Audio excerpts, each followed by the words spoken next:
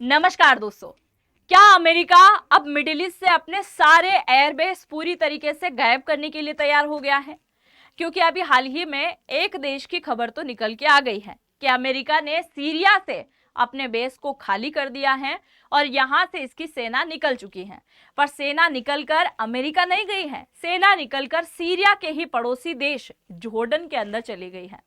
अब सवाल ये आता है कि आखिरकार ये अमेरिका पूरे मिडिल ईस्ट को दबाने में क्यों लगा हुआ है? आखिरकार मिडिल ईस्ट के लगभग देशों के अंदर इसके बेस क्यों बने हुए हैं? सीरिया के साथ में इसकी क्या दुश्मनी थी? क्योंकि लगभग देशों को इसने दबाने का काम किया है। आप सभी को याद होगा कि एक बार अमेरिका ने ईरान के अंदर गृह युद्ध करवा दिया था, तख्ता पलट भी करवाया था। ठीक ऐसी स्थिति अमेरिका ने सीरिया के अंदर भी बनाई थी। तो आखिरकार सीरिया से इसकी क्या दुश्मनी थी और कैसे यहां पर आकर बैठ गया अमेरिका? अब क्यों यहां से जा रहा है? सब के बारे में आज के इस वीडियो में हम चर्चा करने वाले हैं। शुरुआत करते हैं आज के इस वीडियो की और जानते इस पूरी जानकारी के बारे में। मेरा नाम है अंजलि और मैं आप सभी का स्वागत करती हूं एग्जाम नारी के यूट्यूब प्लेटफॉर्म पर। अब आप देखिए, अमेरिका ने यहां से बेस खाली किया है, इसका अर्थ कतई ये नहीं है कि अभी हाल ही में ईरान वालों ने कहा था कि अमेरिका चुपचाप मिडिल ईस्ट से अपने सारे एयरबेस हटा दे। अगर इसने हटाया होता तो सीरिया के ही पड़ोस में जॉर्डन के अंदर नहीं गया होता, है ना। ये रहा सीरिया, ये आपको दिखाई दे रहा है सीरिया, जो कि इजराइल और लेबनान के बगल में है, और एक तरफ आता है जॉर्डन। यहां से सेना निकलकर यहां पहुंच गई है। अब हम बात कर लेते हैं अमेरिका और सीरिया के मैटर क्या है, मतलब क्या ऐसा हुआ कि यहां पर आकर बस गया, क्या इनका इतिहास रहा है। क्योंकि अमेरिका ने लगभग इन मिडिल ईस्ट देशों को परेशान किया और इन्हें बर्बाद भी किया था। अब हम चलते हैं थोड़ा सा इतिहास की तरफ। 1940 से 70 के दौर की अगर हम बात करें, 1940 का एक ऐसा दशक हुआ करता था जिस समय सीरिया गुलाम हुआ करता था किसका? ब्रिटिशरों का, अंग्रेजों का। उसी समय हम भी गुलाम हुआ करते थे। आप सभी को याद होगा कि भारत भी गुलाम था और एक तरफ सीरिया भी इन ब्रिटिशरों का गुलाम हुआ करता था। समय बीता और 1946 में ब्रिटेन वालों ने सीरिया को दे दी आज़ादी। आज़ादी दी और देश बना, और देश बनने के बाद में ये अपने हिसाब से, अपने कायदे कानून के हिसाब से चल सकता था। अगर ये चाहता है कि इसका झुकाव ब्रिटेन वालों की तरफ हो तो उनकी तरफ रहेगा, ये चाहता है इनका झुकाव रशिया वालों की तरफ या फिर अमेरिका की तरफ हो, ये रहेगा। पर उसके कुछ ही समय बाद जैसे इसको आज़ादी मिली और कुछ ही समय बाद इसने एक देश से लड़ाना बड़ा सही समझा, और वो देश कौन सा है? इजराइल। इस युद्ध के बारे में हम आगे चर्चा करेंगे, पर आप जानिए 1946 के बाद जब इसे आज़ादी मिली तो इसका झुकाव किस तरफ बढ़ा। आप सभी को याद होगा कि 1960 के दशक के आते आते दुनिया भर में चल रहा था कोल्ड वार, है ना, शीत युद्ध। और इसी शीत युद्ध के दौरान पूरी दुनिया दो खेमे में बटी हुई थी। एक खेमा जो कि सोवियत यूनियन का सपोर्ट करती थी, जो कि रशिया वाला पार्ट है, रशिया यूक्रेन वाला, और एक तरफ जो दुनिया बटी हुई थी वो अमेरिका का सपोर्ट करती थी। यानी दुनिया दो खेमे में थी, कुछ देश अमेरिका को चाहते थे और कुछ देश चाहते थे रशिया को। अब उसी दौरान मिडिल ईस्ट से खबर निकल के आती है कि ईरान जो है वो किसका सपोर्ट करता है? रशिया का सपोर्ट करता है। फिर बात निकल के आई जो सीरिया है वो किसका सपोर्ट करता है? रशिया का सपोर्ट करता है। फिर बात निकल के आई कि इराक किसका सपोर्ट करता है? वो भी रशिया का सपोर्ट करता है।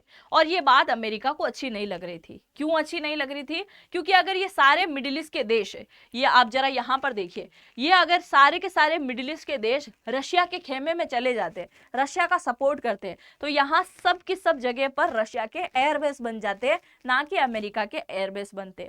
और जब किसी देश के एयरबेस पूरे दुनिया भर में ज्यादा होंगे तो वो ऑलरेडी मजबूत दिखाई देगा कि यार इस देश के कितने सारे एयरबेस हैं, मतलब ये देश बड़ा मजबूत है। अमेरिका नहीं चाहता था कि मैं मेरा ग्लोबल पावर खो दूं, पर वो ये भी नहीं चाहता था कि इन देशों को मैं पूरी तरीके से दबा दूं, इनके ऊपर कब्जा कर लूं। वो चाहता था कि रशिया के खेमे से निकलकर हमारे खेमे में आ जाए, यानी कि अमेरिका के खेमे में आ जाए। अब लग रहा था कि कुछ बदलाव होगा। कुछ समय बाद सीरिया के अंदर एक सरकार बदलती है 1970 में, यानी कि जस्ट 10 साल बाद। 1960 में कोल्ड वार चल रहा था, उसके 10 साल बाद 1970 में सीरिया के अंदर सरकार बनती है किसकी? हाफिज अल असद की। हाफिज अल असद की जब सरकार बनती है तो अमेरिका सोचता है भाई साहब मैं जाऊं पहले और बातचीत करूं कि तुम मेरे खेमे में आ जाओ, हम अच्छा रखेंगे, आपको जो भी चाहिए सब कुछ मिलेगा, क्योंकि इसके पड़ोस में इजराइल है, जो कि इजराइल का बहुत ज्यादा सपोर्ट कौन करता है, अमेरिका करता है, ये आप देखिए, है ना, इजराइल। और इसी के पास से क्या निकली हुई है, स्वेज कैनाल निकली हुई है, तो तुम अगर हमारे सपोर्ट में रहोगे तो हम तुम्हारा सपोर्ट करेंगे। इधर ये जो भाई साहब हैं हाफिज अल असद, इनकी तरफ से कहा गया कि मेरी दोस्ती पहले से ही, मेरे देश ने पहले से ही दोस्ती रशिया की तरफ करी है और मेरी दोस्ती भी रशिया की तरफ रहेगी, इसलिए हमें परेशान करने की कोशिश ना करें और आप भी परेशान ना हो, क्योंकि हमारा झुकाव तो उनके तरफ ही रहेगा। अमेरिका को नकार दिया और अमेरिका को पहले से ही गुस्सा आ रहा था कि बीच में आ गया इजराइल वॉर। इजराइल वॉर कैसे आ गया, आप सभी को याद होगा कि ये जो आपको इजराइल दिखाई दे रहा है, इसका गठन हुआ था 1948 में। 1948 में, क्या 1948 में इजराइल बन रहा है? नहीं, इजराइल में रहने वाले यहूदी कब से पैदा हो गए थे? इजराइल पहले से ही मौजूद था, बट ये यहूदी यहाँ से भगकर कोई यूरोप के अंदर जाके बैठा, कोई दूसरे दूसरे देशों के अंदर, यहाँ तक कि भारत में भी भग कर आए हैं। आज भी भारत में आपको यहूदियों की कॉलोनी मिल जाएगी, पर अलग अलग जगह भाग कर बैठे हुए थे और तब वो यहाँ लौट कर आ गए। और जब ये लौट के आए तो इस समय यहाँ इस जगह पर ब्रिटिशरों का राज हुआ करता था। जैसे सीरिया को भी गुलाम बना रखा था ना, वैसे इस जगह पर बैठे हुए थे फिलिस्तीनी, और इन फिलिस्तीनियों को भी गुलाम बना रखा था। तो फिलिस्तीन वालों ने पूरे के पूरे आस पड़ोस के देशों में आग फैला दी कि भाई साहब ये कोई और है, यहाँ आकर बस रहे हैं, हमारी जमीन पर कब्जा कर रहे हैं। तो फिलिस्तीन का साथ देते हुए ये सारे देश, जैसे जॉर्डन हो गया, मिस्र हो गया है, सीरिया हो गया है ना, लेबनान हो गया है, ये सारे के सारे देश मिलकर इसके ऊपर कर देते हैं अटैक और लड़ाई लड़ते हैं। 1948 में जब लड़ाई होती तो उस समय अमेरिका फुल सपोर्ट करता है इजराइल का और इनको पूरी तरीके से धूल चटा देता है, हरा देता है। और जब ये हार जाते हैं ना, तो समझ आ जाता है कि इजराइल को सबसे ज्यादा सपोर्ट किसका मिल रहा है, अमेरिका का, हम इससे नहीं जीत सकते।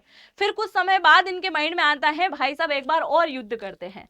तो और कोई आए ना आए, पर यहाँ से सीरिया निकल के आया। सीरिया ने अटैक कर दिया 1967 में, जो कि वॉर चला केवल 6 दिन का। इजराइल और सीरिया के बीच में 6 दिन का वार चला और 6 दिन के अंदर इजराइल ने क्या किया, ये जो बाग आपको दिखाई दे रहा है ना, ये भाग जिसे गोलन हाइट्स के नाम से जाना जाता है, झील वाला इलाका, उसके ऊपर कर लिया कब्जा। क्या कर लिया, कब्जा कर लिया। आज भी इजराइल के पास में है। ये इधर आपको लेबनान दिखाई देता है ना, लेबनान के दक्षिण भाग पर अटैक कर दिया। अब इजराइल ने नीति अपनाई थी, अगर कोई भी देश हमला करेगा तो हम उसकी जमीन के ऊपर कब्जा कर लेंगे। और यहाँ बहुत बुरी तरीके से लड़ाई हुई। अमेरिका को पहले ही गुस्सा आ रहा था और अमेरिका साथ देने के लिए आता है इजराइल का, और इजराइल के साथ में युद्ध लड़ता है और सीरिया को हरा देता है। तब से सीरिया खुलेआम अमेरिका को अपना दुश्मन समझना शुरू हो जाता है। और ये बात अमेरिका की तरफ से बोली जाती है कि अगर इजराइल मेरा दोस्त है और अगर मेरे दोस्त का कोई दुश्मन है तो आज से सीरिया भी मेरा दुश्मन है। तो अब यहाँ पर अच्छी बात बनने की बजाय बातें बिगड़ती गई। किसकी वजह से, इजराइल की वजह से, और दूसरा रशिया की वजह से। क्यों? क्योंकि इजराइल पूरे मिडिल ईस्ट के अंदर सबसे ज्यादा विश्वास पात्र है। बाकी जितने भी हैं वो सब क्या है, मुसलमान है। ये कौन है, यहूदी है, एक अलग कौम है, अलग कौम है तो इसके ऊपर विश्वास ज्यादा है। दूसरा, इसी के पास में स्वेज कैनाल निकली हुई है ना, जो समुद्री रास्ता है, आप सभी जानते हैं कि एक ऐसा रास्ता जो पूरे यूरोप के अंदर क्या पहुंचाता है, सामान को पहुंचाता है, बड़ा शॉर्टकट रास्ता है। उसकी निगरानी का काम भी कौन करता है, इजराइल करता है। इसलिए इजराइल बड़ा प्रिय है किसको, अमेरिका को। अब देखिए, लड़ाई लड़ ली और लड़ाई के कुछ समय बाद सीरिया को दबाने के लिए अमेरिका ने चाल चली। अमेरिका ने बोला कि भाई साहब सीरिया वालों तुम गलत कर रहे हो। गलत किस प्रकार से, 2010 के आते आते अमेरिका ने एक स्टेटमेंट दिया कि सीरिया लगातार पीएलओ को अपने यहां बिठा रहा है। क्योंकि आप सब जानते हैं कि 1948 में जब से इजराइल का निर्माण हुआ है तब से लेकर आज दिन तक लगातार इजराइल और फिलिस्तीन की लड़ाई जारी है। और फिलिस्तीन वालों के ऊपर जब भी इजराइल अटैक करता है ये सब भगकर आस पड़ोस के देशों में चले जाते हैं। कभी ये जॉर्डन भग जाते हैं, कभी लेबनान भग जाते हैं, कभी और देश भग जाते हैं। तो ये भगकर सीरिया चले गए। सीरिया पीएलओ बनाई थी, आप सभी को मैंने समझाया था कि पीएलओ की अगर हम बात करें तो फिलिस्तीन लिबरेशन ऑर्गेनाइजेशन बना दिया। ये संगठन कहां जाकर बस गया, सीरिया के अंदर। और एक और संगठन जिसका नाम है हिजबुल्ला, जो कि कहां पर एक्टिव है वर्तमान में, लेबनान के अंदर एक्टिव है। ये हिजबुल्ला का कुछ गुट कहां बैठा हुआ है, सीरिया के अंदर। और ये बात कही थी अमेरिका ने कि अगर ये दोनों गुट यहाँ बैठे हुए हैं तो खुलेआम सीरिया जो है आतंकवाद को बढ़ावा दे रहा है, और अगर ये लगातार बढ़ावा देगा तो फिर इसकी पूरी दुनिया में कोई जगह नहीं है। इसलिए मैं पूरी दुनिया से व्यापार के लेकर रोक लगा देता हूं। अब व्यापार नहीं कर पाएगा, पूरी तरीके से आर्थिक प्रतिबंध लगा रहा हूं। और सीरिया पर लग गए कई प्रकार के सैंक्शन, कई प्रकार के प्रतिबंध, और सीरिया के बुरे दिन यहां पर शुरू हो गए। क्यों? क्योंकि हिजबुल्लाह का समर्थन किया, पीएलओ का बड़ा समर्थन किया, तब से कुछ नहीं हो पाया। अब कुछ समय निकला, उसके बाद सरकार बदली। सरकार कब बदली? 2000 के अंदर, सन 2000 के अंदर सरकार बदली सीरिया के अंदर। और अमेरिका को ये लगने लगा था कि अब हो ना हो ये सरकार तो हमारा सपोर्ट करेगी, क्योंकि पुरानी वाली तो ठीक है, अब नई आई है ये तो सपोर्ट करेगी। अगर ये सपोर्ट मिल गया तो हमारा बड़ा फायदा हो जाएगा। ये सपोर्ट का सोच ही रहे थे कि यहाँ पर सरकार बनते से ये सबसे पहले चले जाते हैं रशिया। ये जो फोटो आपको दिखाई दे रहा है ये पुतिन का ओल्ड फोटो है, जब इनकी मुलाकात हुई थी 2000 के अंदर। अभी तो पुतिन बहुत अलग है ना, 73rd ईयर के आई थिंक ये है अभी तो। मुझे कंफर्म नहीं है, यही होगा, 73-4 के आसपास इनकी एज है। तो ये बहुत पुराना फोटो है। जब इनकी मुलाकात हुई थी तो उस समय जो है 2000, सन 2000 था। अमेरिका को लग रहा था कि सब कुछ सही है, इनसे बात कर लेते हैं, और खबर आती है कि भाई साहब आप मिलने जाओ उससे पहले ही ये पहुंच गए हैं रशिया। रशिया को अपनी वफादारी का सबूत दिया कि भाई साहब अब तक सीरिया आपके लिए वफादार रहा है, आगे भी रहेगा। आप जैसे सीरिया को लेकर बात करेंगे हम वैसा ही करेंगे। ये व्यक्ति बड़ा ज्यादा सर्च में आया था, बड़ा ज्यादा ट्रेंड में था, और इनका नाम था बशर अल असद। अब ये चर्चा में क्यों थे?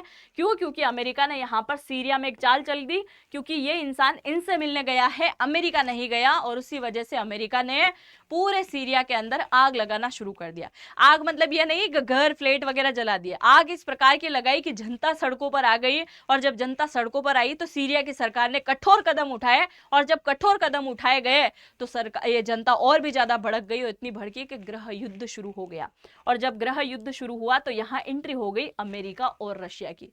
मतलब ये सीधे तरीके से लड़ने के लिए उतर गए थे, पर ये क्लियर नहीं हो पा रहा था कि सीधा युद्ध चल रहा है, क्योंकि सीरिया के अंदर है। एक तरफ सीरिया की सरकार का सपोर्ट करने के लिए रशिया खड़ा है, तो सीरिया के अंदर बैठी हुई जनता का सपोर्ट करने के लिए अमेरिका खड़ा है।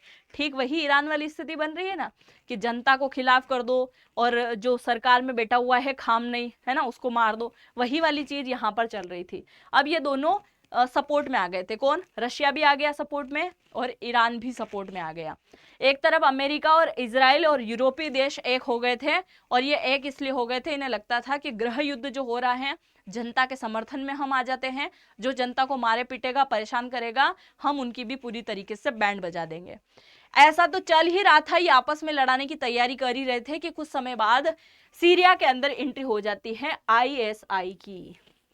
ISIS, आप सभी ने इस संगठन का नाम जरूर सुना होगा। एक समय में रूह को कफा देने वाला संगठन था ये। ऐसे ऐसे वीडियो जारी होते थे कि दुनिया भर के कई सारे देश इनका नाम सुनते से ही डरने लगे थे। अब इसके बारे में भी थोड़ा सुनो, क्योंकि इनकी एंट्री होती है सीरिया के अंदर। ISIS की एंट्री जब होती है तो ये है कहाँ के? सीरिया के नहीं है, प्रॉपरली सीरिया के नहीं थे। ये कहाँ से आए थे? तो ये आते हैं इराक से। इराक से आए हैं, और इसके पीछे की वजह भी है अमेरिका। हुआ क्या था, आप सभी को याद होगा कि इराक के अंदर 2003 में सत्ता बदली। सद्दाम हुसैन को सरकार से हटा दिया गया, मारा नहीं, सरकार से हटा दिया। सरकार से ऐसा बुरी तरीके से हटाया कि वो अब चाह के भी खड़ा नहीं हो सकता है, ना किसी प्रकार से चुनाव लड़ सकता है, ना सरकार को संभाल सकता है, ना विरोध कर सकता है। ऐसा बुरी हालत करके उसको हटाया था सद्दाम हुसैन को। जब सद्दाम हुसैन को हटाया गया तो पूरे इराक के अंदर अराजकता फैल गई थी। जनता खुश नहीं है, सरकारें है नहीं, और जो सेना है वो किसी काम की नहीं रही। तो इराक के अंदर जो सेना बैठी हुई थी वो परेशान होने लगी। इराक की सरकार ने बोला था कि हमें पूरी दुनिया ने बेवकूफ समझ लिया है, और इसके लिए पूरी दुनिया को सबक सिखाना पड़ेगा। और इसी वजह से इराक के अंदर जो मिलिट्री वाले हुआ करते थे, आर्मी वाले हुआ करते थे, उनमें से एक एक्स सर्विसमैन निकल के आता है, और वो एक्स सर्विसमैन निकल के आता है और इसकी स्थापना करता है ISIS की। ये सोचने वाली बात है कि उस व्यक्ति के द्वारा इसकी स्थापना की गई। और जब शुरुआत की गई थी तो केवल पूरी दुनिया में खौफ फैलाना इनका काम था। शुरुआत इन्होंने करी किडनैपिंग से, स्मगलिंग इन्होंने करी, बॉम्बिंग इन्होंने करी, बम बम डालने का काम इन्होंने किया, फिरौती वगैरह वसूल करने का इन्होंने काम किया। और ये काम करते करते कुछ समय बाद कैमरे के सामने इन्होंने किलिंग मतलब मारना शुरू कर दिया, लाइव तरीके से मारना शुरू कर चुके थे। और अब इनकी एंट्री कहाँ हो चुकी थी? ये इराक से कहाँ आ चुके थे? तो ये इराक से आ चुके थे सीरिया के अंदर। जब ये सीरिया के अंदर आते हैं तो बड़ा खौफ फैलता है, कई सारे देश आपस में लड़ाने पर मजबूर हो रहे थे।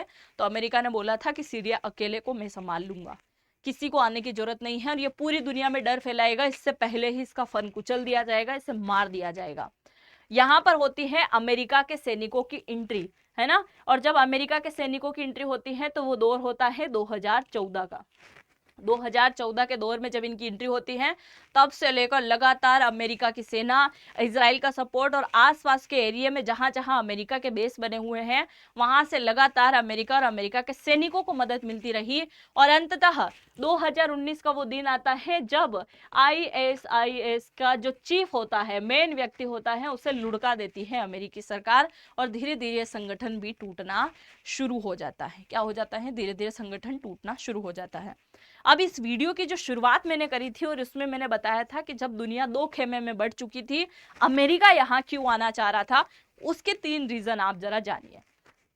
पहली अगर हम बात करें, ये रहा भारत, और भारत से थोड़ा सा आगे चलेंगे तो ये रहा मिडिल ईस्ट, यानी कि मध्य पश्चिमी एरिया, है ना। ऐसा एरिया जिसके ऊपर हर कोई राज करना चाहता है, क्योंकि ऐसा इलाका है जहां ऑयल के भंडार हैं। तो पहला, ऑयल मिलेगा यहां से। क्या मिलेगा? ऑयल। दूसरा, आप जरा यहाँ पर देखिएगा, मैं इसको क्लीन कर दूं, आपको समझ में आएगा। दूसरा, आप जरा देखिए कि यहाँ पर इजराइल कहाँ है। ये रहा इजराइल। ये आपको रेड सी दिखाई दे रहा है ना, यमन के पास से होते हुए फारस की खाड़ी जिसे हम बोलते हैं, यहाँ से होते हुए सेज कैनाल का शॉर्टकट रास्ता है जो पूरे यूरोप के अंदर सामान पहुंचाने का काम करता है। अगर ये सारे देश दुश्मन हो जाएं तो ये कभी भी रास्ते को ब्लॉक कर सकते हैं, अमेरिका इजराइल को परेशान कर सकते हैं, इसलिए इनको अपने हाथ में लेना जरूरी है। ये अमेरिका की यहाँ पर नीति थी। तीसरी बात यह है कि पूरे मिडिल ईस्ट के अंदर कवर हो जाएगा। और चौथी बात यह है कि अगर रशिया यहाँ पर आकर बैठ गया तो रशिया पावरफुल बनेगा, अमेरिका यहीं बैठा रह जाएगा, अमेरिका को दुनिया नहीं जानेगी, रशिया को जानेगी, क्योंकि ये शुरुआत से ही दुश्मन रहे हैं, है ना। इसी वजह से अमेरिका ने जगह जगह दुनिया भर में कई प्रकार के बेस बनाए हैं, और अब अमेरिका की तैयारी चल रही है बांग्लादेश और पाकिस्तान के अंदर बेस बनाने की। और आप आने वाले 5 सालों के अंदर सुन लोगे कि इसने बेस बना लिया है, ये बिल्कुल बना के रहेगा। अब अमेरिका अब हाल ही में ये बेस खाली करके जा चुका है। ये अमेरिका का बेस है ना, इसने खाली कर दिया है, खाली करके जॉर्डन चला गया। खाली क्यों किया है, ये भी सवाल है। खाली इसलिए किया है कि अभी जो सीरिया के अंदर जो सरकार मौजूद है, उन सीरिया के साथ में जो हो गई है इनकी एक समझौता, है ना। और वो समझौता अमेरिका को लगा फायदेमंद कि भाई साहब समझौता अच्छा है, हम फालतू का खर्चा क्यों करें यहाँ रहकर, तो हम यहाँ से चले जाते हैं। समझौता इस प्रकार का हुआ है कि जो अमेरिका नाचना चाहेगा वैसे ही सीरिया नाचने वाला है। तो ये सपोर्ट हो गया, ये यहाँ पर समझौता हो गया, और उसके बाद अमेरिकी सेना यहाँ से चली गई है। तो आई होप आपको ये जानकारी समझ में आ गई होगी। अगर जानकारी अच्छी लगी है तो वीडियो अपने दोस्तों के साथ में शेयर कीजिएगा, और इंस्टा पे मुझे फॉलो करना बिल्कुल मत भूलिएगा। अंजलि वॉइस के नाम से आपको मेरी आईडी मिल जाएगी, है ना। तो अंजलि वॉइस के नाम से आईडी को फॉलो जरूर से कर लीजिएगा। बहुत बहुत धन्यवाद पूरा वीडियो देखने के लिए। मिलता है नेक्स्ट वीडियो में। जय हिंद, जय भारत।